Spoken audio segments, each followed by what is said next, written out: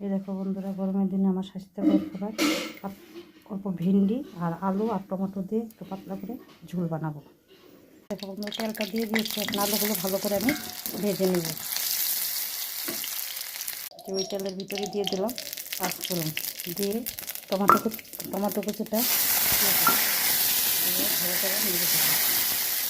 এখানে মশলাটাও দিয়ে দিলাম, আদা বাটা, লঙ্কা বাটা, জিরা বাটা আর তোমার কাজু বাটা দিয়ে ভালোভাবে আমি মশলাটা কষিয়ে নেব। মশলাটা মোটামুটি আমার তেল ছেড়ে দিয়েছে, দিয়ে দিলাম নুন, দিয়ে দিলাম হলুদ। এবার ভেন্ডিটাও দিয়ে দেবো, দিয়ে ভালোভাবে নেড়ে নেব। দেখো বন্ধুরা, আমার মোটামুটি কষানো রেডি। আমি আলুটাও এর মধ্যে দিয়ে দিলাম স্বাদ মতো জল।